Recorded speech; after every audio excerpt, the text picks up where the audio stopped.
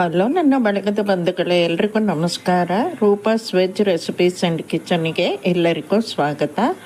ಇವತ್ತು ಅಕ್ಕಿ ಮತ್ತು ಉದ್ದು ಬೆರೆಸಿ ದೋಸೆ ಹೇಗೆ ಮಾಡೋದು ಅಂತ ನೋಡ್ಕೊಳ್ಳೋಣ. ತೆಳುವಾಗಿ ಬಿಸಿಯಾಗಿ ರುಚಿಯಾಗಿರೋ ದೋಸೆ ಹೇಗೆ ಮಾಡೋದು ನೋಡ್ಕೊಳ್ಳೋಣ ಬನ್ನಿ. ಇಲ್ಲಿ ದೋಸೆಗೆ ನಾನು 2 ಲೋಟ ಕುಚ್ಚಲಿಕ್ಕೆ 2 ಲೋಟ ಬೆಳ್ತಿಗೆ ಅಕ್ಕಿ ನೆನೆ ಹಾಕ್ಕೊಂಡಿದ್ದೀನಿ. ಇದನ್ನು 4-5 ಸಲ ಚೆನ್ನಾಗಿ ತೊಳೆದ್ಬಿಟ್ಟು ಒಳ್ಳೆ ನೀರಲ್ಲಿ ನೆನೆ ಹಾಕ್ಕೋಬೇಕು. 2 ಚಮಚ ಕಡಲೆಬೇಳೆ, ಒಂದು ಅರ್ಧ ಚಮಚ ಮೆಂತೆ ಹಾಕೋತಾ ಇದ್ದೀನಿ ತೊಳೆದ್ಬಿಟ್ಟು.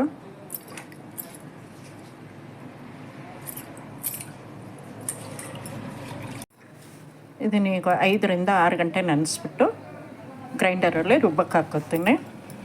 ನಾವು ಅಕ್ಕಿ ತಗೊಂಡು ಲೋಟದಲ್ಲೇ ಉದ್ದು ಕೂಡ ತೊಗೋಬೇಕು. ಉದ್ದನ್ನು ಕೂಡ 2-3 ಸಲ ತೊಳ್ಕೊಂಡ್ಬಿಟ್ಟು ಒಳ್ಳೆ ನೀರಲ್ಲಿ ನೆನೆ ಹಾಕ್ಕೊಳ್ಬೇಕು. ನೋಡಿ, ಉದ್ದು ಕೂಡ ನೆನೆ ಹಾಕ್ಕೊಂಡಿದ್ದೀನಿ ನಾನು. ಈಗ ನಾನು ನೆನೆಸಿಟ್ಟು ಒಂದು 6 ಗಂಟೆ ಆಗಿದೆ. ನಾನೀಗ ಉದ್ದನ್ನು ರುಬ್ಕೊಳ್ಳೋಕೆ ಹಾಕ್ತಾಯಿದ್ದೀನಿ.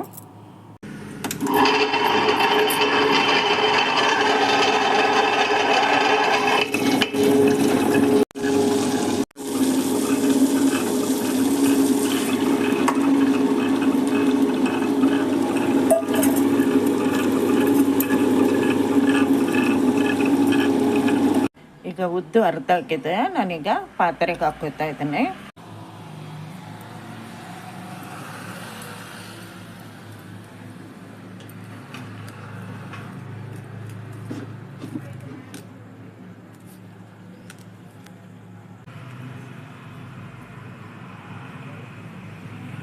ಈಗ ಅಕ್ಕಿ ರುಬ್ಬಕ್ಕೆ ಹಾಕ್ಕೊಳ್ಳೋಣ.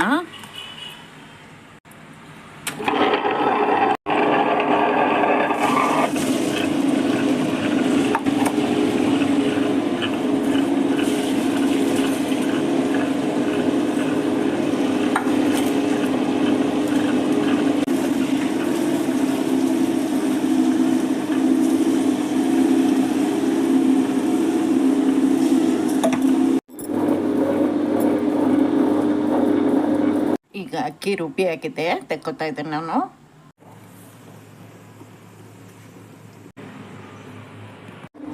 ಈಗ ಹಿಟ್ಟನ್ನು ಹೀಗೆ ಕಲಸಿ ಬಿಡ್ತೀನಿ. ಬೆಳಿಗ್ಗೆ ಉಪ್ಪು ಹಾಕ್ಕೊತೀನಿ ನಾನು.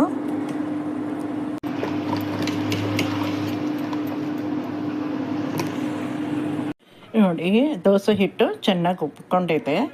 ಈಗ ಇವತ್ತು ದೋಸೆಗೆ ಎಷ್ಟು ಬೇಕೋ ಅಷ್ಟು ಹಿಟ್ಟು ತೊಗೊಂಡ್ಬಿಟ್ಟು ನಾನು ಅದಕ್ಕೆ ಮಾತ್ರ ಉಪ್ಪು ಹಾಕ್ಕೊತೀನಿ. ಉಳಿದಿದ್ದನ್ನು ಫ್ರಿಜ್ಜಲ್ಲಿ ಇಡ್ತೀನಿ. ಇಷ್ಟು ಹಿಟ್ಟು ನನಗೆ 3 ಸಲ ದೋಸೆ ಮಾಡಲಿಕ್ಕೆ ಸಾಕಾಗುತ್ತೆ.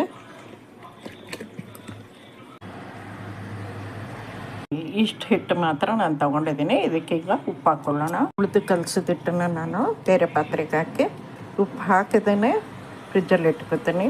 ಈಗ ಹಿಟ್ಟಿಗೆ ಉಪ್ಪು ಹಾಕ್ಕೊಳ್ಳೋಣ.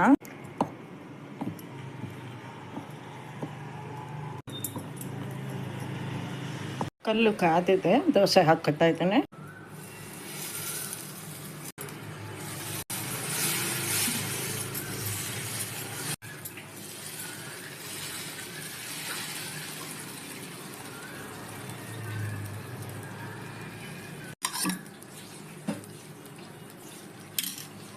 ಬೇಕಾದ್ರೆ ದೋಸೆಗೆ ಒಂದು ಪ್ಲೇಟ್ ಮುಚ್ಕೋಬೋದು ಅಥವಾ ಲಿಡ್ ಮುಚ್ಕೋಬೋದು, ಇಲ್ಲಾಂದರೆ ಹಾಗೇನೋ ಕಾಯಿಸ್ಕೋಬೋದು.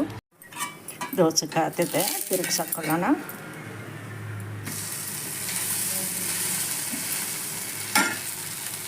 ದೋಸೆ ಹಾಕ್ಕೊಂಡಿದ್ದೀನಿ. ದೋಸೆ ತೆಕ್ಕೊಂಡಿದ್ದೀನಿ. 2ನೇ ದೋಸೆನೂ ಕಾದಿದೆ, ತೆಕ್ಕೊತಾ ಇದ್ದೀನಿ ಅಂತ.